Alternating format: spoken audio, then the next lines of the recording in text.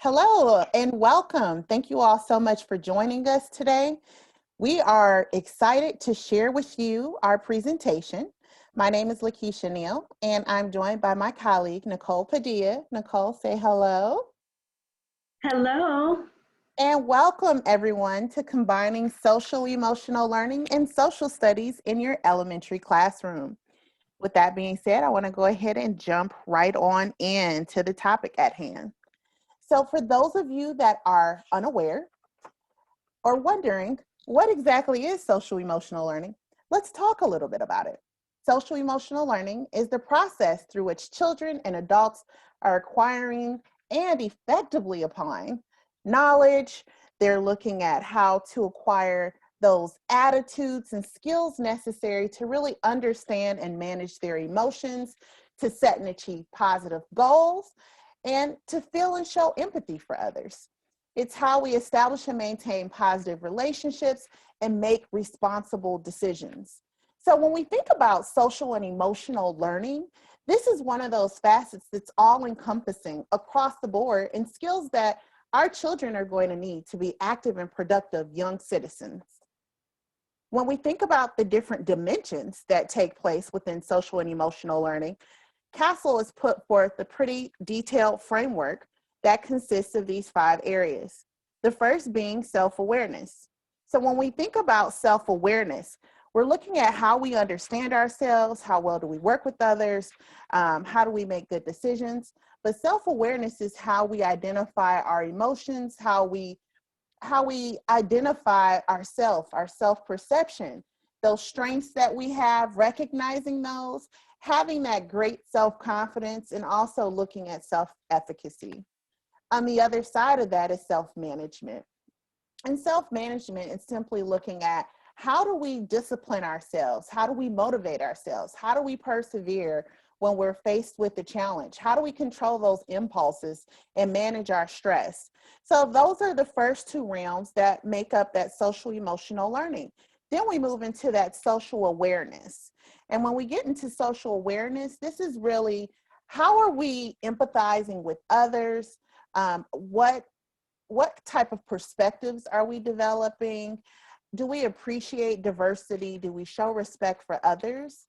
And then along that same vein is our relationship skills. How do we interact and communicate with others? What does our social engagement look like? Are we building relationships to work cooperatively and looking at how we can resolve conflicts or seeking help or offering to help others?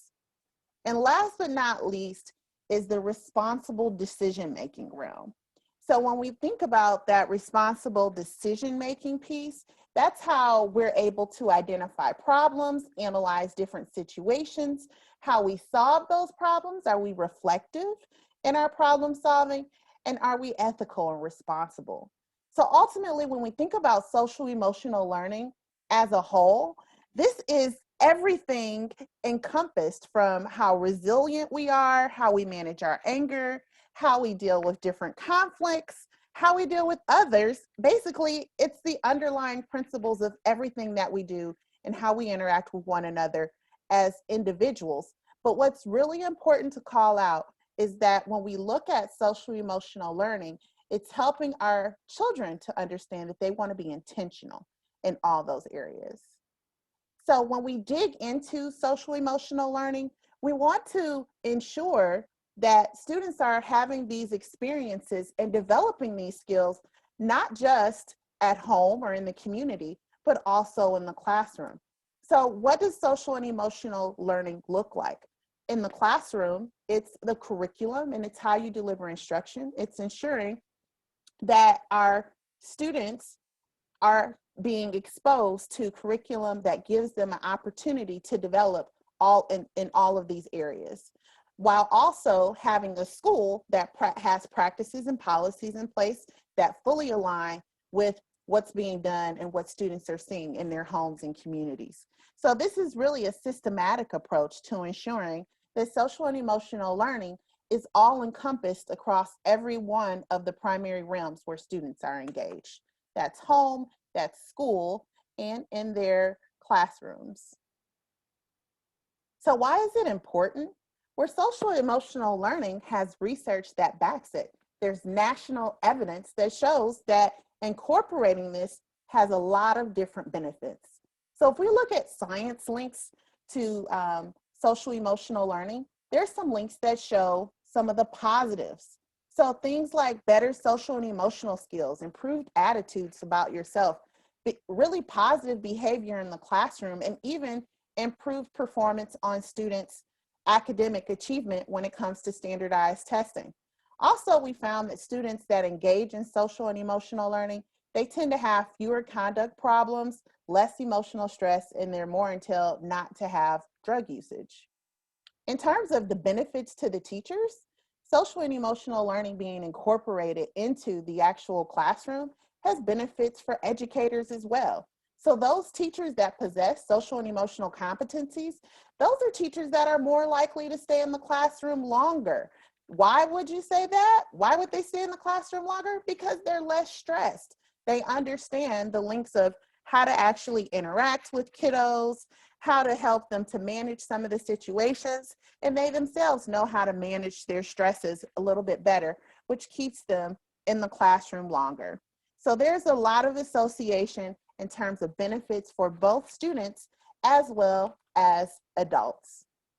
So with that being said, let's take a look at how you can integrate social and emotional learning into your classroom. Nicole, take it away.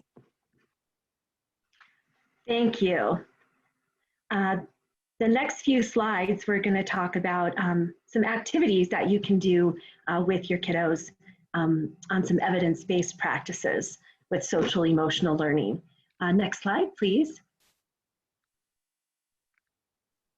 So incorporating a comprehensive school-wide social emotional framework is ideal for students, but even small additions to the average curriculum can help develop these necessary skills. These are some evidence-based practices that you can use, talking about emotions, celebrating diversity,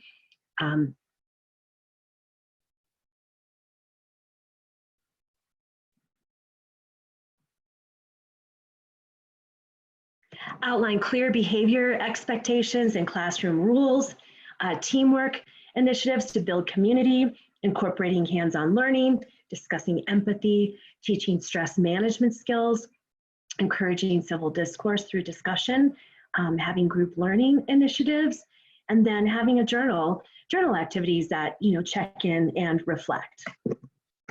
And next slide, please.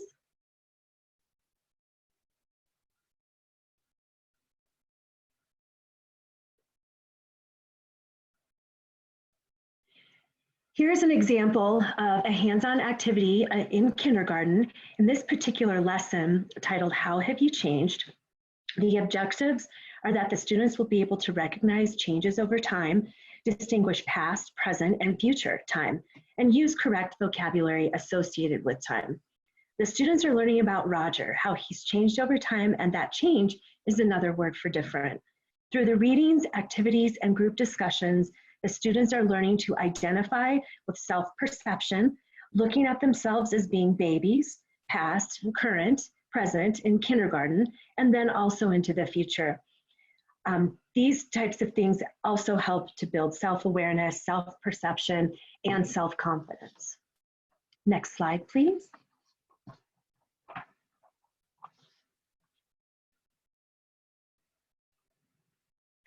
One of my favorite evidence-based practices of social emotional learning, and is fun for young students, is the use of a hands-on activity. The students are cutting and pasting the pictures, then they arrange them on a graphic organizer, demonstrating their awareness of self-identity. To help drive home these concepts even further, I would suggest having the students bring in photos of themselves or have them find their own pictures from a magazine to paste in the columns. When they're finished putting their photos in the columns, they get together in groups and they talk about their photos.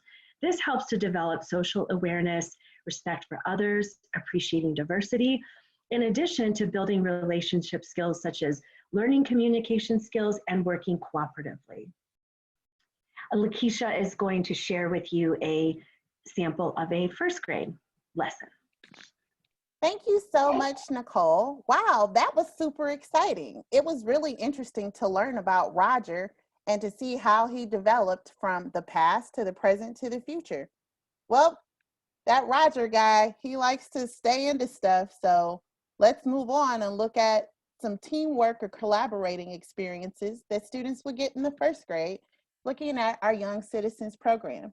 One of the beauties of our Young Citizens program is that we often start off each and every chapter with some sort of graphic illustration.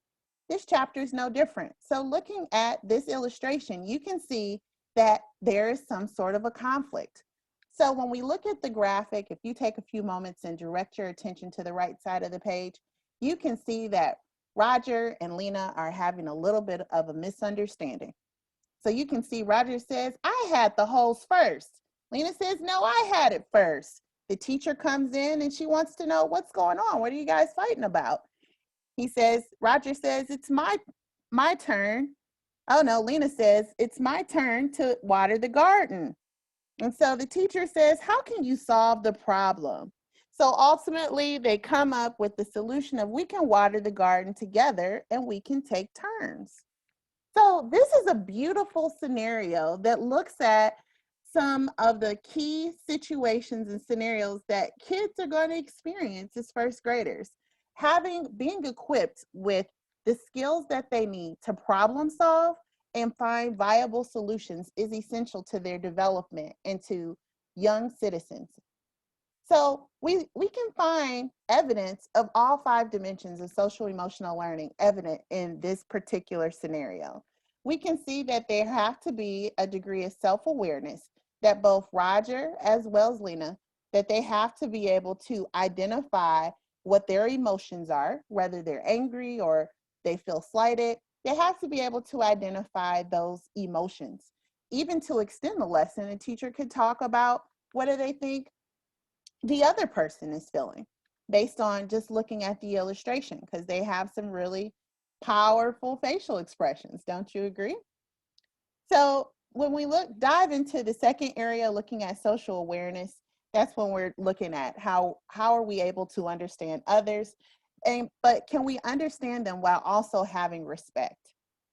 That's evident also in the illustration. When we get into the third area, looking at how we develop our relationship skills, you can see that they were able to communicate. They were able to engage socially with one another, and they came to a point where they were able to come to a way to work cooperatively. So that takes us to problem solving and responsible decision making.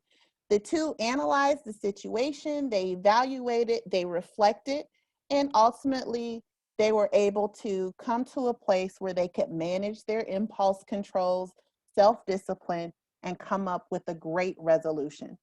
Wow, who knew that these types of skills are embedded right into the Young Citizens program? All the areas of social emotional learning are tapped into in one lesson for our first graders. They get to understand what does it take to solve problems, what is a problem, and what is a solution. And they look at this particular area or realm, and they've come up with a viable solution. They're then going to take that knowledge of all of those different skills and apply it. So they're going to apply problem solving now that they understand what a problem is. And now they're going to have an opportunity to work in small groups where everybody has a role, and they're going to problem solve together. They're going to answer questions. They're going to look at problems. What does it mean? Then you're going to look at other situations with the other characters that exist in our Young Citizens program. All of our students are able to look at the characters and find themselves in some way, shape, or form, be it ethnically, being able to find themselves if they wear glasses, if they suffer from a handicap, but they're going to see themselves in the actual characters that exist in the Young Citizens program, while also having the opportunity to engage in a rigorous social studies lesson that is going to ultimately help them to become the active and creative young citizens that we want them to become. Nicole? Thank you, Lakeisha. Wow, what a great overview of that lesson. And I'm sure glad that Roger and Lena were able to work out a solution. So, as Lakeisha had mentioned, all the materials that we showed you today come from our elementary program called Nystrom Young Citizens. And so the goal of Young Citizens is to, support varied learning styles, be easy to use, but also be rigorous and aligned to standards, and then develop literacy alongside social studies. Next slide, please.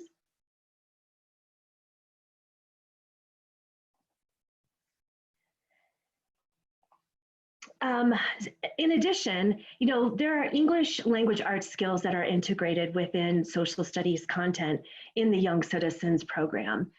The activities build proficiency in both reading and nonfiction text and literature. It includes cornerstones of comprehension, sequencing, comparing and contrasting, recognizing cause and effect, drawing conclusions, writing activities. Every lesson involves discussion and oral participation, collaboration, a 21st century skill, benefits reluctant or emerging readers, literacy links for each lesson with topic related trade books, some of the things that we just showed you a few slides back. Next slide.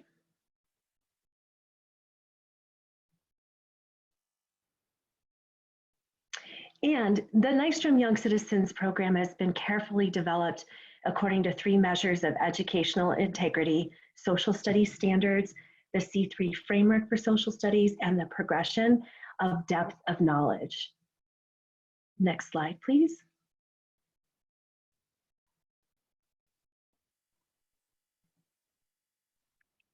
Thanks so much. Yes, thank you. Thank you so much. To receive the lessons that we did in this session for free, just send one of us an email, say hi, and we'd be happy to give you the lesson. Or you can sign up for a free 30-day trial to preview additional lessons by clicking on this link below at the bottom of the screen. Thanks so much, Nicole. And just keep in mind that social emotional learning is embedded within the program. Young Citizens was designed for our young learners, but not just the younger of the patch. Kindergartner through 5th grade are available to experience all the domains of social emotional learning built into the content with relevance. Thank you so much for your time and attention. And we look forward to hearing from you soon. Thank you.